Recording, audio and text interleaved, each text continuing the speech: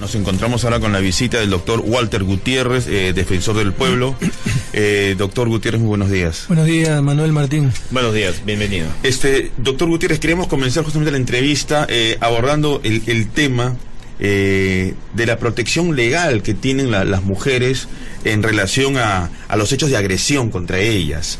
Usted ha manifestado que existen vacíos legales, que habría que reformular ciertas normativas.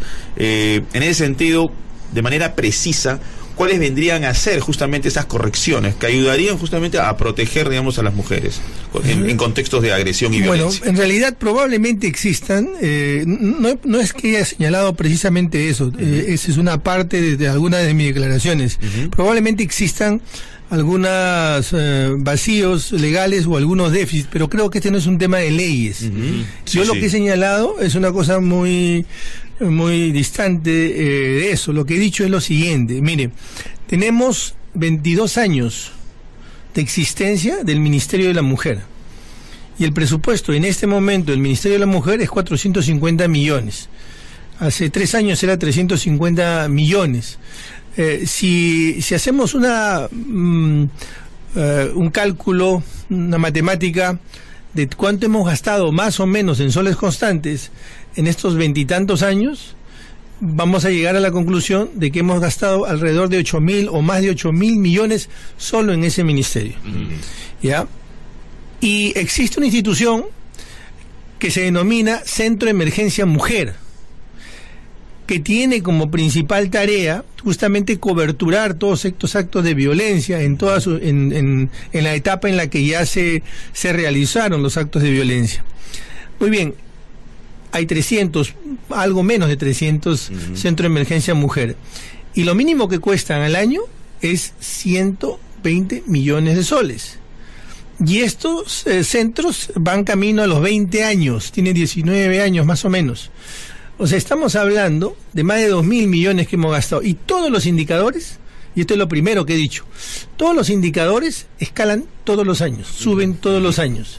Entonces, es evidente que la institucionalidad para detener la violencia contra la mujer no está funcionando. Claro. Porque tenemos 20 años con las mismas instituciones, con presupuestos que suben, sin embargo, los indicadores siguen subiendo. Bueno, entonces, termino con esta idea. No. Entonces, me he preguntado, y quiero reiterar la pregunta en este espacio: ¿qué nos hace suponer que haciendo lo mismo, si estamos viendo que los resultados son claramente negativos, las cosas van a cambiar? Esto es lo primero. Entonces, mi primer cuestionamiento es: necesitamos saber, dentro de la institucionalidad, del modelo de atención de esta política pública, qué es lo que no está funcionando. Ese es lo primero que tenemos que hacer. Y segundo, una vez que se han identificado los vacíos, los déficits, las deficiencias, tenemos que empezar a solucionarlo. Yo aquí, si me dan el espacio, voy a mencionar una que otra para que no quede esto como una análisis general. De manera que eso es lo que he mencionado. Ese es uno de los problemas. Otro de los problemas es que uno de los espacios fundamentales para la lucha contra la violencia hacia la mujer es el sistema de justicia. Bueno.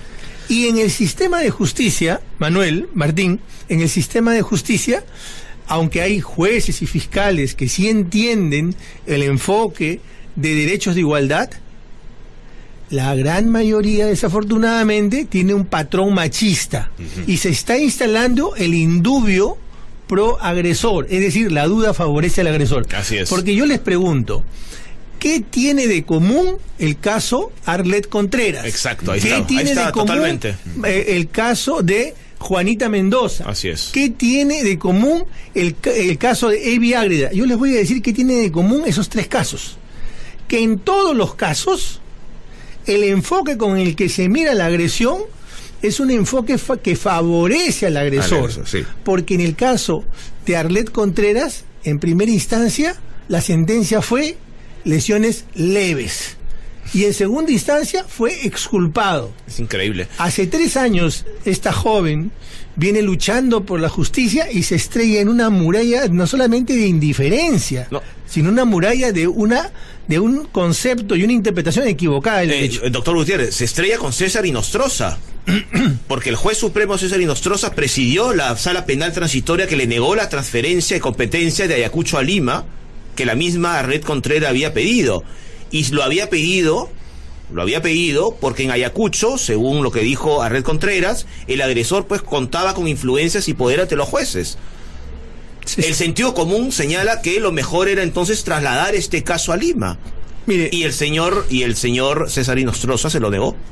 No hay, se presta a otro tipo de suspicacias, no solamente, digamos, a un enfoque machista, sin duda, sino conectándolo, digamos, con la coyuntura actual de la crisis del Consejo Nacional de la Magistratura, a un asunto también de corrupción. Bueno, en ese particular caso y en ese particular aspecto, y con esto no quiero salvar a nadie, sin duda, habían razones de carácter técnico, pero sí podría, no necesariamente a Lima, pero podría haberse ido a otra jurisdicción. De acuerdo. Muy bien, pero por eso digo, no quiero salvar. No, sí, lo entendemos. Ahora bien, si nosotros sumamos 3 cosas que son deleterias, absolutamente negativas para este combate contra la violencia hacia la mujer, estas 3 cosas que voy a mencionar, la batalla de entrada está perdida. Mire, en primer lugar, una visión formalista, una visión absolutamente, excesivamente garantista para el agresor, la primera, una visión absolutamente garantista. Segundo, una visión machista dentro del sistema de justicia, empezando por las comisarías, las fiscalías, el propio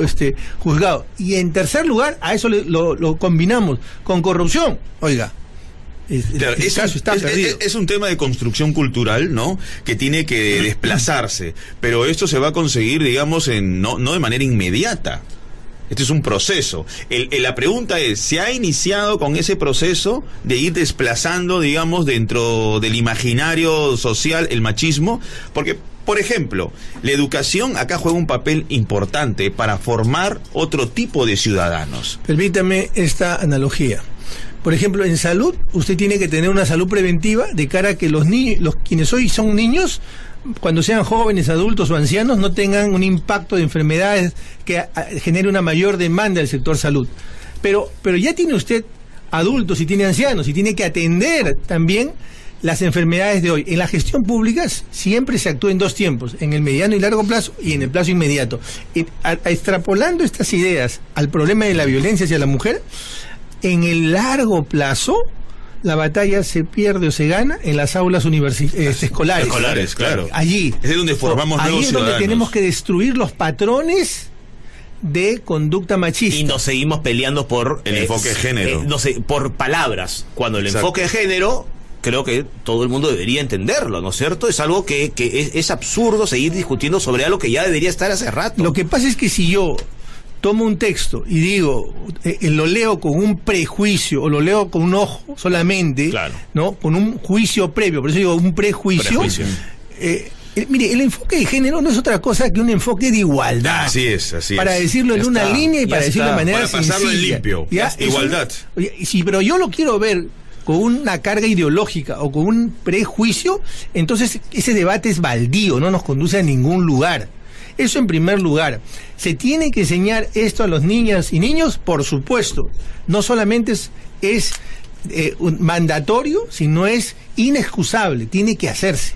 Porque, como digo, ese es el esfuerzo de cara al largo plazo. Ahora bien, sin embargo, en el corto plazo, déjeme decirle que en el corto plazo se tienen que hacer cosas. Existe una ley que es la 314. Esta ley manda, entre otras cosas, que los gobiernos municipales den una ordenanza municipal para evitar el acoso, la violencia contra la mujer. En Lima hay 43 distritos. ¿Cuántos distritos cree que han dado esa ordenanza municipal? Creo que 1, ¿no? 18 de 43. Perdón, estaba muy mal. ¿Ya? Porque me acordaba de San Luis, creo que está. Bueno, en fin, hay varios. Lo que quiero decir con esto es que si en Lima está pasando eso, claro, imagínense lo que está pasando 18 de 43 distritos es poco, ojo, ¿no? Hay 18 que han dado la ordenanza. Ahora hay que ver qué tan bien está la ordenanza y hay que ver si se está aplicando. Y aprovecho este punto para decirle que en la ley de presupuesto del año 2018 se le asignó a la Defensoría un monto para poder supervisar todo esto. ¿Saben cuánto le han dado a la Defensoría estando a julio para estos temas? 0. Entonces, ¿qué compromiso puede haber con... Claro, el interés se mide realmente por las acciones, no por lo que se dice. Lo que no está en el presupuesto no existe en la gestión pública. Eso no interesa. Es lo que tratan de decir. Lo que estoy tratando de decir es que la Defensoría, con todo y con eso, la Defensoría hace su papel. Usted está viendo que estamos requiriendo información. Lo que tratan de decir es que no es prioritario.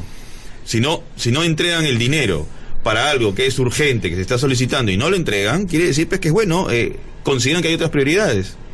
Bueno, yo tengo una visión, a ver, sí, soy pesimista de la realidad, pero optimista del ideal. Yo diría, este es un gobierno que recién tiene 100 y pico de días y que se está acomodando, y yo tengo una mirada positiva y quiero crecer el nivel subjetivo de mi frase, quiero creer que van a reconducir esto.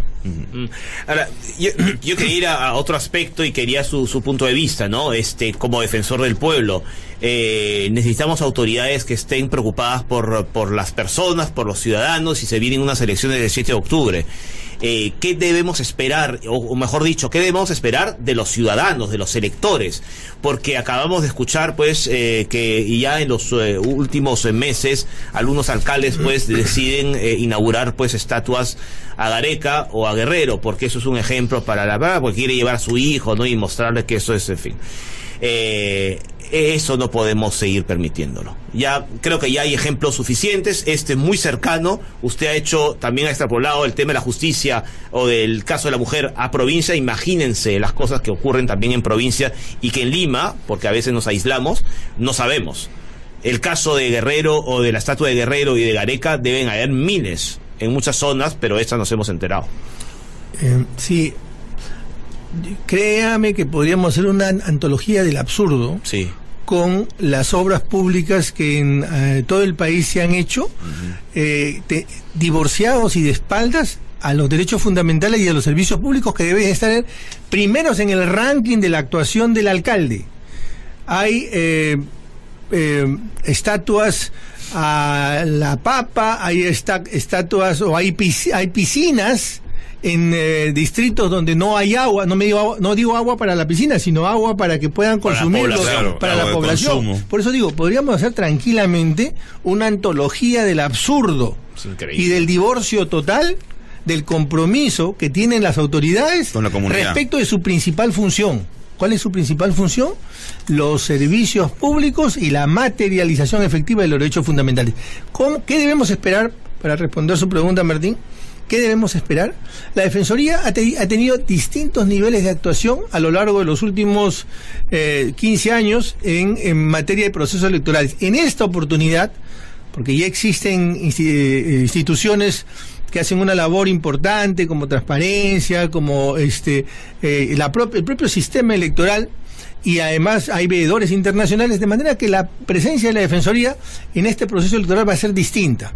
Una de las cosas que le adelanto es que la Defensoría va a hacer una promoción y va a establecer lo que todo alcalde no solamente debe conocer, sino comprometerse a hacer, y sea una suerte de test que el ciudadano le tome todos los meses. Claro. Ejemplo, ¿qué está haciendo usted contra la violencia, para combatir la violencia hacia la mujer?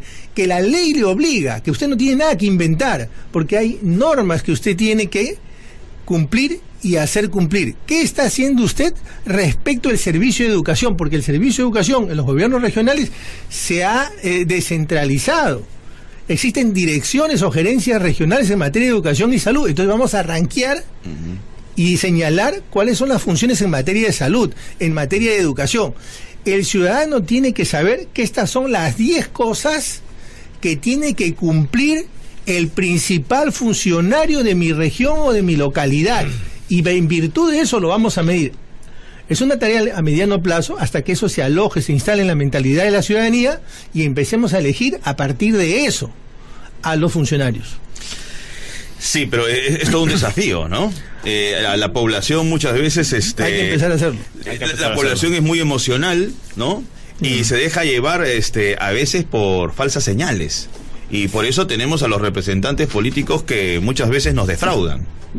Sí, pero contamos con los medios, ahora, contamos con ustedes, sí, para hacer, y otros actores de la escena pública, para que podamos empezar a hacer esta tarea larga pero necesaria. Se viene el 7 de octubre, por ejemplo, fecha que es crucial, ¿no? Es una nueva elección, ¿no?, de alcaldes, presidentes regionales, y va a ser la elección de mayor magnitud, Martín, ¿no?, que vamos a tener dentro de nuestra historia. Sí, pero electoral. La pregunta es, ¿podemos tener confianza en la credibilidad de estas elecciones, considerando que el jefe de la OMPE está siendo seriamente cuestionado y su destino está en manos del Consejo de la Magistratura, que está sumamente cuestionada por los temas que hemos venido discutiendo a lo largo de estos días? ¿Qué situación, no?